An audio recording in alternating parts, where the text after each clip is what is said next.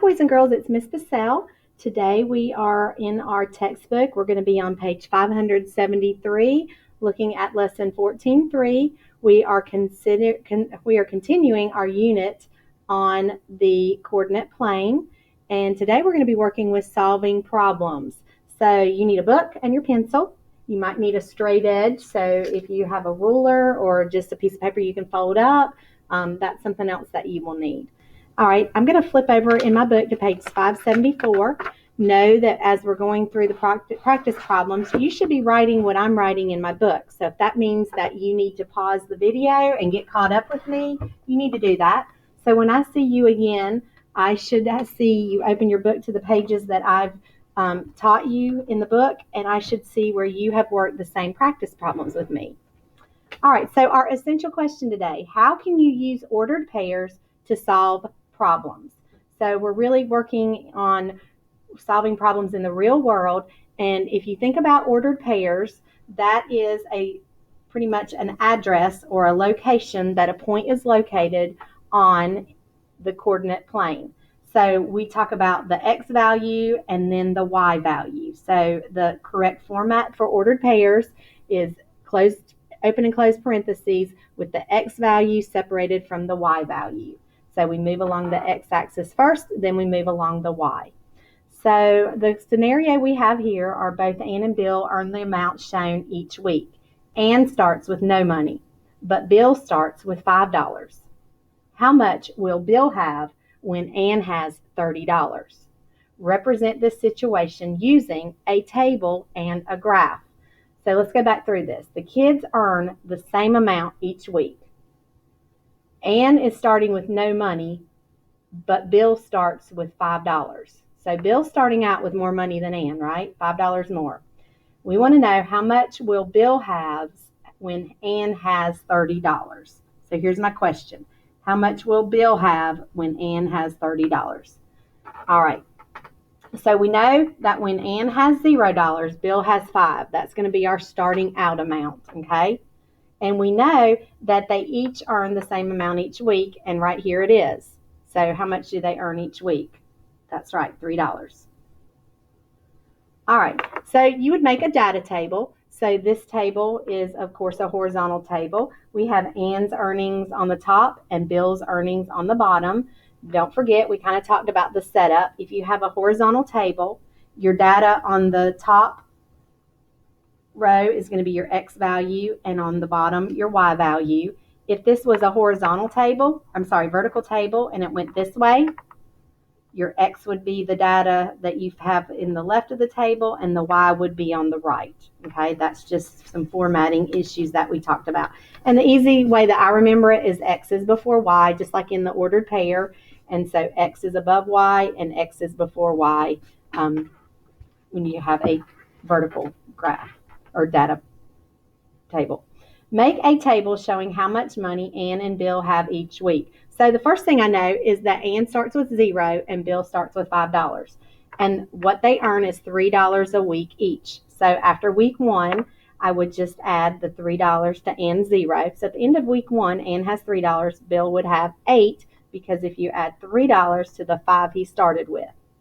Now I'm going to add $3 more to the end of the week 1 amount, add another $3, Ann would have 6, Bill would have 11. To the end of week 2, we would add another $3, and we want to keep going until Ann is at $30. Okay? Now, that would be a really long table. So what they're showing you is if you start and get a good number of data points, then we can take each data point, plot it on this grid. Remember, quadrant 1 is really what we were working on with the line graph. We can plot the points, and then we can extend our line, and we can see visually, if we do a good job, where Bill will be when Ann has $30. So let's talk about the ordered pairs. So right here is an ordered pair. The 0 is the x value, and the 5 is the y value. So we would have 0, 5 for one data point that we're going to plot. And right here it is. They didn't move over any, went up 5. And right there in red is the first data point. The second one would be 3, 8. All right, the next ordered pair would be 6, 11, followed by 9, 14. You guys getting what I'm doing here, right? The Ann's earning is the X value, Bill's is the Y. 12, 17, and last that I have is 15, 20. So the work's already done. So the ordered pairs have been plotted from this table. The line has been extended through these, and if you keep it super, super straight and keep continuing it to the end of the table, then we're going to look at where 30 is hit with the line, and then we put a point right there. 30, Ann is at 30, so that we want to find that point, and we want to follow it over and see what Bill would have. All right, so when Ann has 30, Bill would have 35. Okay, so that's how we would answer the question. All right, so what is the relationship between Bill's earnings and Ann's? So what do we always notice is going on? When Ann has 0, Bill has 5. When Ann has 3, Bill has 8. When Ann has 6, Bill has 11. What I notice is Bill is always $5 ahead of Ann. And I know that because he starts out $5 more. And since they each earn the same amount each week, he's always staying ahead $5. So maybe some number sense helps you with that. But certainly looking and seeing that if you add 5 to the X value, it gives you the Y value. So if you add 5 to Ann's earnings, it always gives you Bill's, which means Bill always has $5 more. So the relationship between the two people's earnings, Bill and Ann, is that Bill will always, I'm going to write this, Bill will always have $5 more than Ann. All right. If Ann had $100, Bill's going to have $105. If Ann has $150, Bill is going to have $155. All right. Bill will always have $5 more than Ann. All right. Let's go back. I do like the solve and share question. So let's work this one out together. The table below uses number patterns to describe changes in the width and the length of a rectangle. Let X be the width, all right, and Y be the length. Then plot each of the 4 ordered pairs in the table on the coordinate grid. What do you think the length is if the width is 5? All right, so we have a lot of little steps there. You know, Monday's lesson, we actually graphed data using ordered pairs. We had I believe it was a plant, and we had a number of days and the height of the plant. So if you go back and look at lesson 4.2, we did this on Monday. All right, so let's get started. So the rule is for the width, add 1, and for the length, subtract 1. All right, so this is what's going on. We start with 1, so the next value would be 1 more. Okay, the next one would be 1 more. The next one would be 1 more. And of course, if we were to extend the pattern in this data chart, in this data table, wouldn't our next value be 5? All right, the length, we're going to subtract 1. That's the rule. So they start with 11, subtract 1, we get 10, subtract 1, you get 9, subtract 1, you get 8. So actually, the next term in this pattern, wouldn't we subtract 1 and have a 7? All right, so we could extend it, but we're just working with these. All right, so it says that we are going to let the X be the width, the Y be the length, and then plot each of the 4 ordered pairs. So the X value is going to be the width. So if we want to put width across the bottom, and the Y value is going to be the length. Okay, they've already put our scale here on both sides, and they've increased us increments of 1, so just to understand how our graph looks. All right, now let's talk about these ordered pairs. So the first ordered pair, this is one of those horizontal tables, and we know X is going to be the width, Y is going to be the length. Had they not told us that, we should know when we have a horizontal table, the top number would be the X value, the bottom the Y. So 111 is my first ordered pair. So I'm going to put them right here, 111. My next ordered pair is going to be 210. Remember, inside of our ordered pairs, we have an X value and a Y value. And this is my X and Y. And these are the two that go together. Then we're going to have a 3-9 ordered pair and a 4-8. Okay, so we have now taken the data and we've made ordered pairs with it. And now we're going to graph them, or you notice they use the verb plot. So to either graph or plot means we're going to put the points on the grid where they need to be according to the ordered pair. So we start with 111. So we are going to begin by going to the origin at 0, 0. We go over 1 and we go up 11. And we put our point.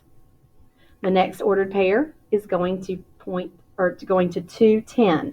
So we're going to start at the origin. We go on the x-axis 2 and we go up 10. All right, our third ordered pair is at 3, 9. So we go over 3 and up 9. Our next ordered pair is at 4, 8. So we start at the origin. We go along the x-axis 4 and we go up on the y-axis to 8. So we have now plotted the 4 ordered pairs. So if you take your straight edge, all right, any kind of straight edge, and you connect your points very carefully,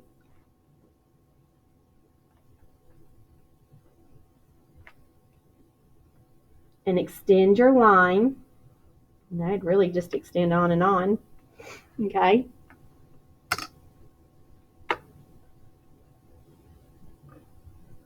It might help us answer the question. What do you think the length is if the width is 5? All right. So if the width is 5, let's see what we think that the length will be. So here's the width on the x-axis. Follow up. The point at which it intersects is right here on the 7, right here. So I would say that the length will be 7 when the width is 5. Now, we can always check that. This right here could easily be checked. So I can go up here. Remember how I said I could extend this graph, and I actually started to do it and then I erased it. So the rule was to add 1. So if I add 1 to 4, I get a width of 5. All right. And the question was, what will the length be? So this is what I'm looking for. What will the length be when the width is 5? Well, we're just going to extend this pattern. So 11 subtract 1 each time, I get down to 8 minus 1 is 7. So that ordered pair right here should be 5, 7. And that's what we got, right? A couple ways to check it. All right. And the question is, at the look back, what pattern do the points form on your graph? So what pattern do you see? These points form a what? Straight line. So the points lie in a straight line. And if you're following a pattern, they should be in a straight line when you connect them. And then you can make predictions with further points, because the patterns should lie somewhere on the line when you look at where your X and Y axis, or where your X and Y horizontal and vertical lines intersect. Okay? All right, if you need to pause me and get caught up, you need to pause or rewind and listen to that part again. All right, we're going to do a couple problems on page 575. All right, so let's go back to Bill and Ann. You know, we did this problem to start with, and we knew that Bill always earned $5 more than Ann, or he would always have 5 more. All right, so in this example, find another point on the line, and what does this point represent? So, you know what? I'm going to just look at this graph, and I'm going to try to make it bigger. I really want to find a point where X and Y, the vertical and horizontal lines, meet. And this point right here actually works, doesn't it? And if I follow it down, nope, don't want to use that one. There's no even number there. I'm going to do even better. You know what? Let's see what happens if we have 25. Yep, there it is. 25. If we go over, we have 30. Okay, so wouldn't 25, 30 be another point on that line? And what that would mean is that when Ann's earnings are $25, because remember, Ann is X and Bill is Y, so when Ann earns 25, this would mean that Bill earns 30. So what does this point represent? It represents that Ann's earnings are $25 and Bill's earnings are 30. And I don't know, we didn't talk about the word earnings, but you know, that would be like money that you make. So maybe an allowance. Okay, maybe you get paid for doing chores around the house. I'm so sorry, I'm writing off of the paper. My apologies. All right, and then there's another question. In this same example on page 574 with Bill and Ann, we're going to write an equation to show the relationship between Ann's earnings and Bill's earnings. All right, so sorry about that. Remember to let X equal Ann's earnings and Y equals Bill's. So we know that Bill always has $5 more than Ann. Look at the convince me on page 574. We've already written that statement. So if Bill is Y, then a good way to represent this, Y being Bill, is always going to equal what Ann earns, and Ann's earnings are X, plus 5 more, right? So it's going to be 5 more than Ann. So think about that a minute after you write it. Pause it if you need to. So Bill, his earnings is always going to equal whatever Ann has plus $5 because he always has $5 more than Ann. We could write it another way. We could say that Ann's earnings, oh, she always earns $5 less than Bill. So wouldn't that be Bill's earnings minus 5? So we could actually use either of these equations. Okay, and an equation has at least one operation and an equal sign with the answer. So Bill's earnings would be Ann's earnings plus 5, or we could say Ann's earnings would be Bill's earnings minus 5, and the 5 would represent dollars. All right, so let's look at number 3. We're going to write the missing coordinates and tell what the point represents. Okay, so I am looking at this point right here, and I notice that we are looking at jet car distance, time in seconds, distance in meters. And we've always talked about analyzing, you know, this is a line graph in quadrant 1 of the coordinate plane. So if I start at the origin, I'm going over to the 5, and I'm going up to the 200.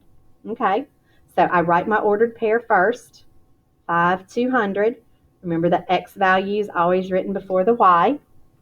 And what that means, looking at the axis labels, it means that in 5 seconds, the jet car has traveled 200 meters. Okay, so at 5 seconds,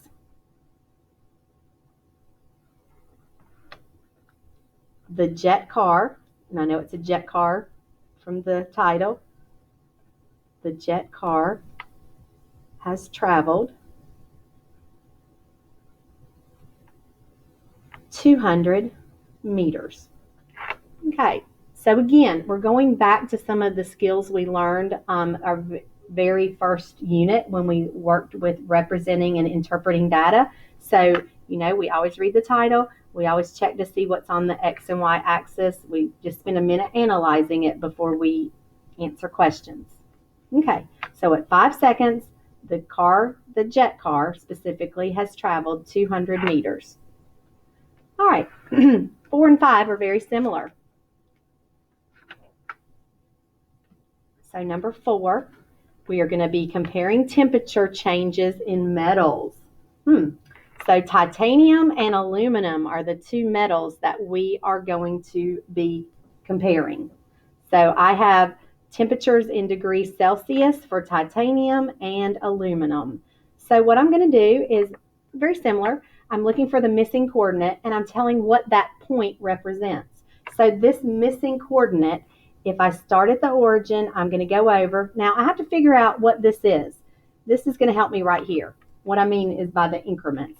So this is 200 degrees Celsius. So right here would be 100 degrees, right? So I'm thinking these are increments of 100 for every vertical line. So 300, 400, 500, right here would be 600, 7, 8, 9, 1,000, 1,100, 1,200, 1,300, 1,400. We got it. This goes up in increments of 100. Okay, now the same thing on this line, and I can see it from right here. This would be 100, 200, this would be 300, 400. So just make sure you guys understand that even though they've only recorded every few hundred degrees, each horizontal and vertical line represents 100 degrees. All right, so the first ordered pair, or the only one that I'm asked, the missing one, is at this right here. So on the x-axis, 100 less than 1,000 would be 900. So titanium would be 900 degrees when, follow this over, aluminum is, wouldn't that be 900? When aluminum is 800 degrees. All right, so let's go back. So what that means is when titanium is at 900 degrees, aluminum is at 800, just by writing that ordered pair.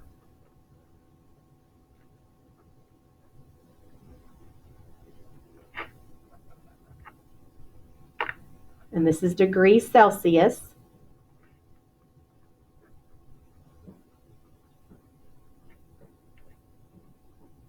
Okay. So just answering questions in the real world. All right. Somebody, a scientist might be looking at this. All right. I love the next one. Yosemite wildlife sightings. So somebody is in Yosemite Park. They're looking at the wildlife and they're comparing the sightings of how many deer they see versus how many elk they see. So the missing point right here. All right. It looks like 100 is here.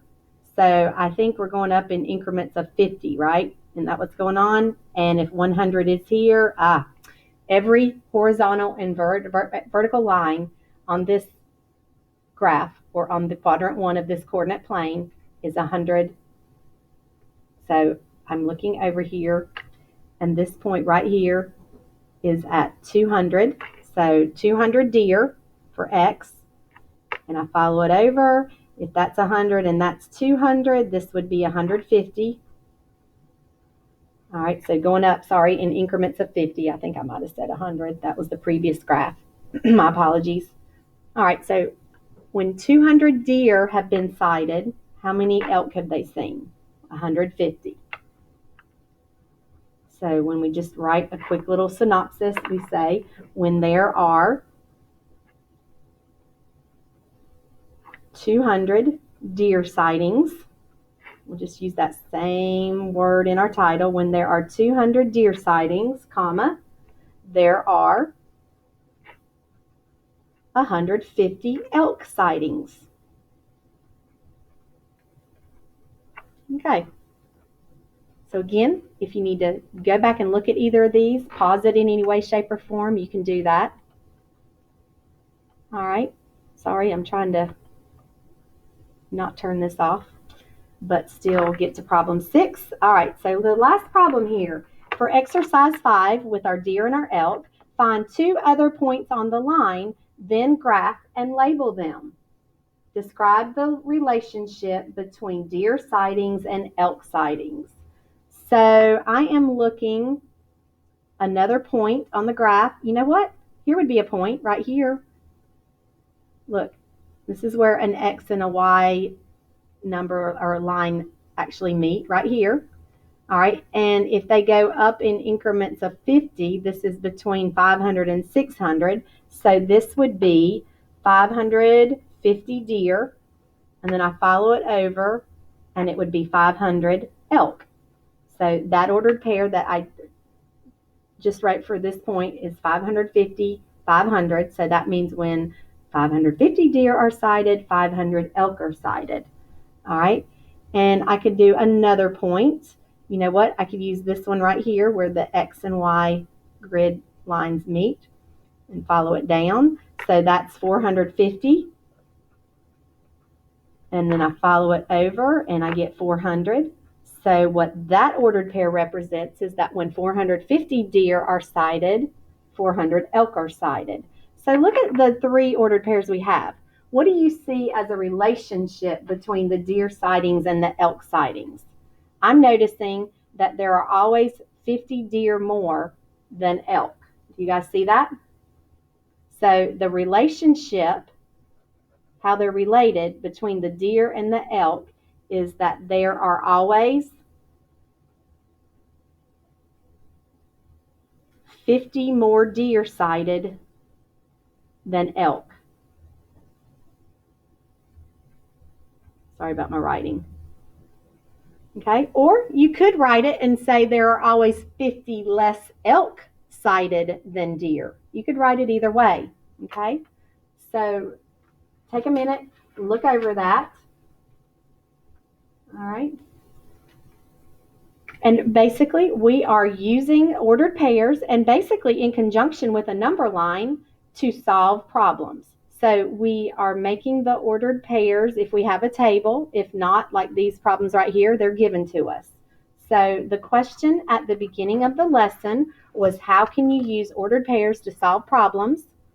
All right, and I hope you saw that if we have a table, we're going to make the ordered pairs, we're going to plot them on the graph, and we're going to be looking at that relationship between the X values and the Y values. All right, boys and girls, you have a practice buddy for lesson 11-3. Make sure you do your best. I'm going to remind you, you've got the Get Help button, so you can get a similar problem usually. Sometimes you can get the computer to help assist you through your problem if you're having an issue solving it. There's always a short video, the little visual learning video. Maybe they teach it better than me. It's always worth a while if you are a visual learner.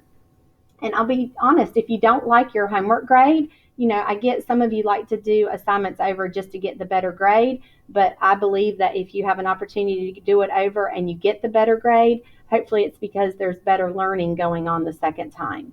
So, you know, I keep talking about the fact that every skill we do from the previous days build on, and, you know, today's skill builds on what we've been doing the last few days. So make sure you understand what you're doing. All right. Do a good job on your assignment. You should be completing at least 2 problems on your spiral review, which is called the weekly review handout. We're working on week 7, so work on those. And I hope to see all of you get your homework done before you go to bed this evening. All right, your homework is basically just your independent practice, okay, from Practice Buddy 14-3.